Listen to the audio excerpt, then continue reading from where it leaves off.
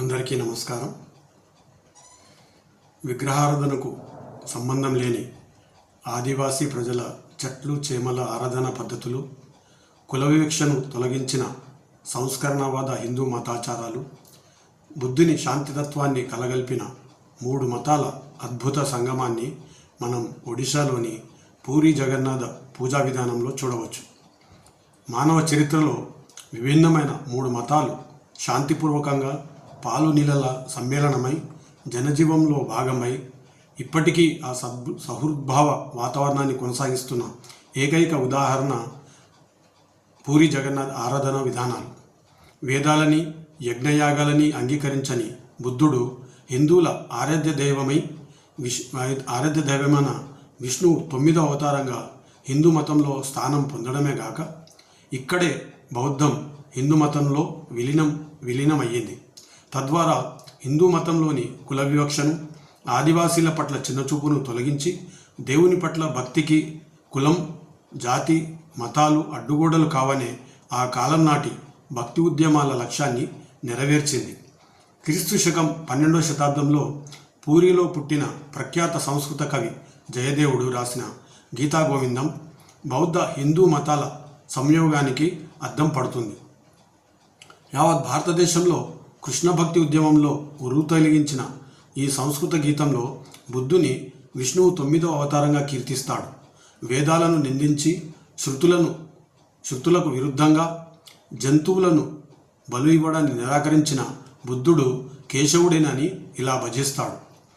నిందతి యజ్ఞ విధేరహ శృతిజాతం సదయ హృదయ దర్శిత పశుఘాతం కేశవాధృత బుద్ధ శరీర జయ జయదీశ హరే.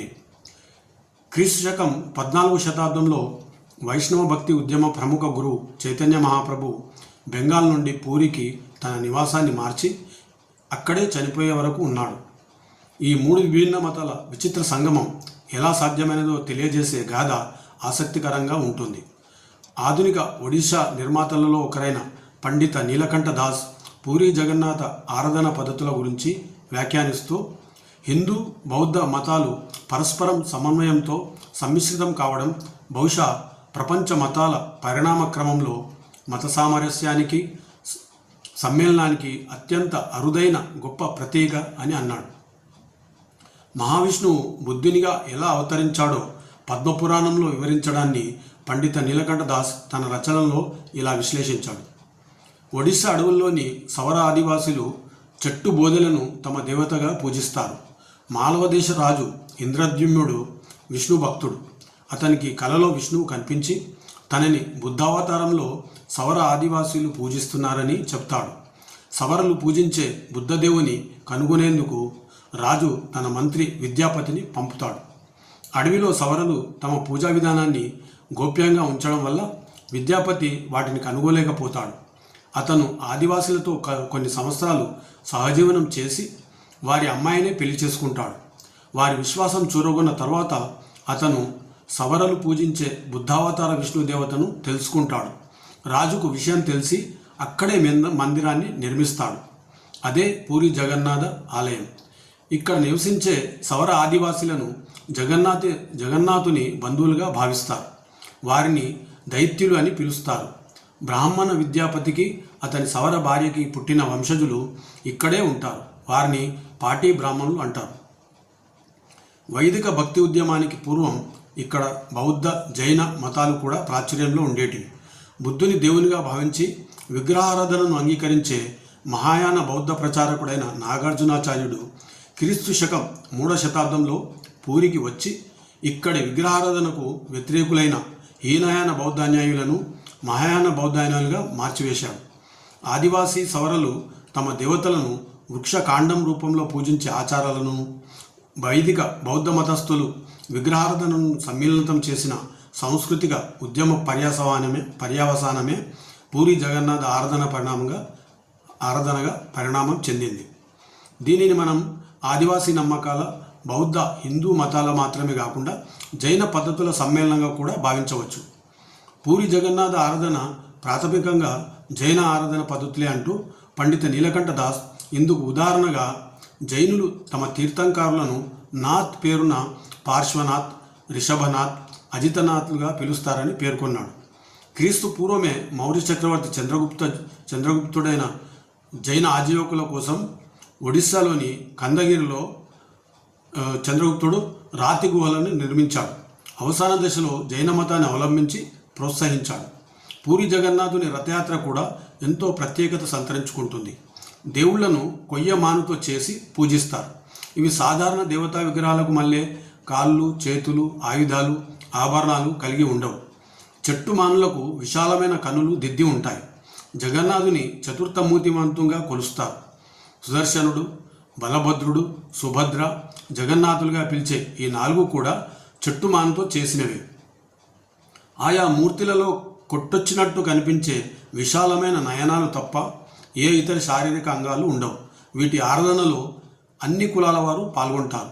ఆదివాసీ సవర్ణుల వంశజులే ఈ దేవుని ప్రతినిధులు, పూజారులు.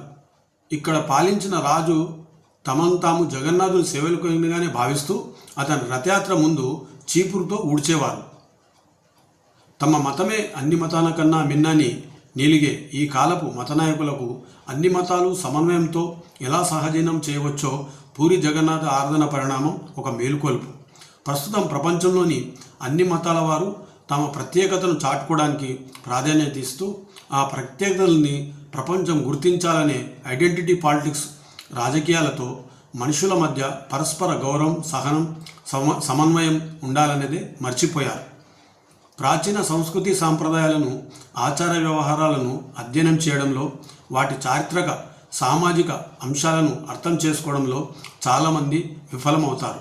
ముఖ్యంగా హేతువాదులు, ఆస్తికులు, నాస్తికులు ఈ పొరపాట్లు చేస్తారు.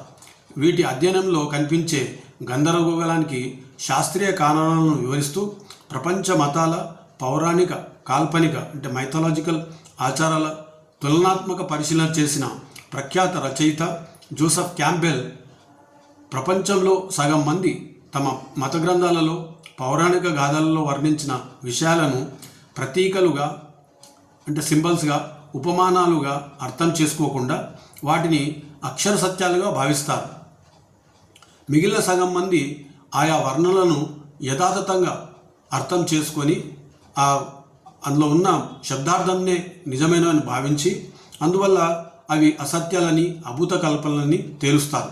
అందువల్ల మనం ఒకవైపు ప్రతీకలని, ఉపమానాలని పరమసత్యాలని భావించే ఆస్తికులను, మరోవైపు మతాచారాల ప్రతీకలను తప్పుల తడకలుగా భావించే నాస్తికులను చూస్తాము అని అన్నాడు. మన దేశంలో కూడా చాలామంది చరిత్రకారులు మన ప్రాచీన పౌరాణిక, కాల్పనిక సాహిత్యాన్ని సరైన అవగాహన లేకుండా పుక్కుటి పురాణాలుగా కొట్టిపడేస్తారు. అంతేకాకుండా దేవీ దేవతల అవతారాల గురించి, వారి ఆరాధన పద్ధతుల పుట్టుపొడతల గురించి అధ్యయనం చేసేటప్పుడు కేవలం ఒకే సాహిత్య కథనంపై ఆధారపడకుండా అనేక ఇతర ప్రాచీన సాహిత్యాలను కూడా ఒకదాంతో మరొకటి సరిచేసుకొని అధ్యయనం చేయాలి. మన దేశంలో క్రీస్తు శకం 10వ శతాబ్దంలో మహమ్మద్ గజ్నీతో పాటు పర్యటించిన ఇరాన్కి చెందిన ముస్లిం పండితుడు అల్ బైరూని సంస్కృత పౌరాణిక గ్రంథం విష్ణుధర్మ అని అధ్యయనం చేసి భారతదేశంలో బౌద్ధమత ఆవిర్భావం గురించి అందులో పేర్కొన్న అంశాలని ఇలా వివరించాడు.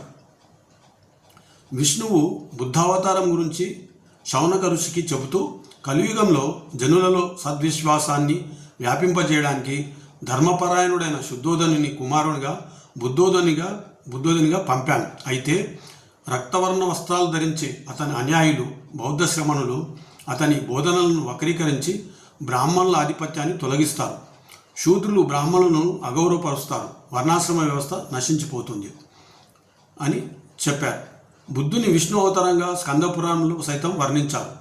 మత్స్య, కూర్మ, వరాహ, నరసింహుడు, వామనుడు, రాముడు, బలరాముడు, కృష్ణుడు, బుద్ధుడు, కల్కి, విష్ణుమూర్తి 10 అవతారాలని స్కందపురాణంలో వివరించారు. మత్స్య, కూర్మో, వరాహశ్చ, నరసింహో అత వామన, రామో రామశ్చ కృష్ణాచ, బుద్ధ కల్కిశ్చ తే దశ. స్కందపురాణము 5:3, 151, 4వ శ్లోకం. బౌద్ధమత పుట్టుక గురించి అగ్నిపురాణంలో మరో కథనం ఉంది. ఒకానొక కాలంలో సురులకు, అసురులకు జరిగిన యుద్ధంలో దేవతలు ఓడిపోయారు. దానవుల నుండి తమని కాపాడమని వారు శివునితో మొరపెట్టుకోగా తాము కలియుగంలో శుద్ధోదనుగా కుమారునిగా జన్మించి అసురులను బౌద్ధ అన్యాయులుగా మారుస్తానని వారు వేదాలని తిరస్కరించి పాషాండాలుగా కలియుగాంతం వరకు జీవిస్తారని చెబుతాడు. అగ్నిపురాణంలో శివుడే బుద్ధునిగా అవతరించాడని చెప్పారు. భారతదేశంలో హిందూ, బౌద్ధ, జైన మతాల సమ్మేళన పరిశీలన కంపేర్ టు స్టడీ తులనాత్మక పరిశీలన ఎంతో ఆసక్తిదాయకంగా ఉంటుంది.